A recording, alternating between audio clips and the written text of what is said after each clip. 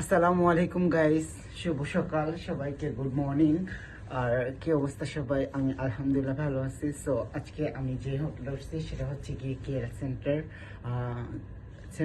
হোটেলের নাম হচ্ছে সেন্টার হোটেল। সো আজকে এখানে আমরা থাকলাম, অনেক আনন্দ করলাম। কালকে সারা রাত অনেক ঘুরছি।